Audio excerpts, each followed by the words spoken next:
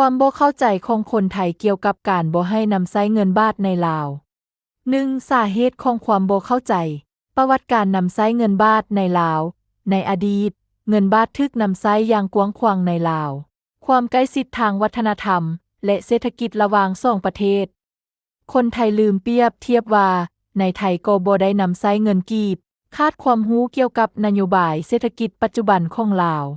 2. นโยบายของลาว รัฐบาลลาวส่งเสริมการนำใช้เงินกีบเพื่อความเป็นเอกราชทางการเงิน จำกัดการนำใช้เงินตราต่างประเทศ รวมทั้งเงินบาทในการชำระภายในประเทศ 3. ผลกระทบต่อนักท่องเที่ยวไทย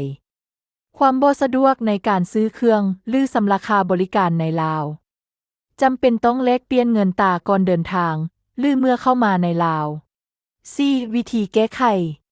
เพิ่มการประชาสัมพันธ์เกี่ยวกับนโยบายการเงินของลาวให้นักท่องเที่ยวไทยรับรู้ ส่งเสริมการใช้บัตรเครดิตหรือวิธีการชำระแบบดิจิทัลอื่น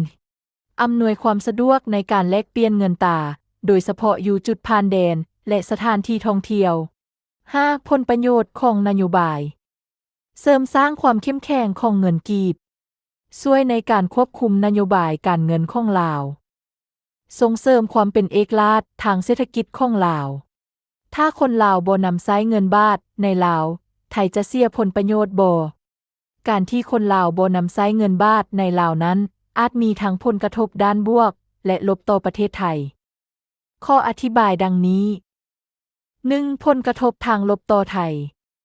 การสูญเสียอิทธิพลทางการเงิน การใช้เงินบาทน้อยลงอาจลดพรอิทธิพลทางเศรษฐกิจของไทยในลาว ความสะดวกในการค้าขายอาจเฮ็ดให้การค้าขายระหว่างสองประเทศซับซ้อนขึ้นเนื่องจากต้องมีการแลกเปลี่ยนเงินตรา การท่องเที่ยวอาจส่งผลกระทบต่อนักท่องเที่ยวไทยที่เคยใช้เงินบาทในลาว 2. ผลกระทบทางบวกต่อไทย ความมั่นคงของค่าเงินบาท การจำกัดการใช้เงินบาทในต่างประเทศอาจช่วยรักษามูลค่าของเงินบาท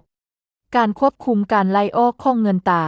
ช่วยให้ไทยสามารถควบคุมการไล่ออกของเงินบาทได้ดีขึ้น 3. ผลกระทบที่อาจเกิดขึ้นในระยะยาว การพัฒนาความสัมพันธ์ทางเศรษฐกิจในรูปแบบใหม่อาจนำไปสู่การร่วมมือทางเศรษฐกิจที่สมดุลกว่าเก่า การส่งเสริมการใช้สกุลเงินอื่นอาจเปิดโอกาสให้มีการนำใช้สกุลเงินอื่นเช่นดอลลาร์สหรัฐหรือเงินหยวนจีนหลายขึ้น 4. การปรับตัวของไทย การส่งเสริมการใช้ระบบการชำระแบบดิจิทัล ไทยอาจต้องพัฒนาระบบการชำระที่สะดวกและปลอดภัยสำหรับการค้าขายกับลาว การเพิ่มความร่วมมือด้านการเงินอาจนำไปสู่การสร้างข้อตกลงทางการเงินใหม่ระหว่างสองประเทศ โดยรวมแล้วถึงแม้ว่าการบ่นำใช้เงินบาทในลาวอาจส่งผลกระทบบางด้านต่อไทย แต่ก็บ่ได้หมายความว่าไทยจะเสียผลประโยชน์ทั้งหมด มันขึ้นอยู่กับการปรับตัวและการพัฒนาความสัมพันธ์ทางเศรษฐกิจในรูปแบบอื่นระหว่างสองประเทศ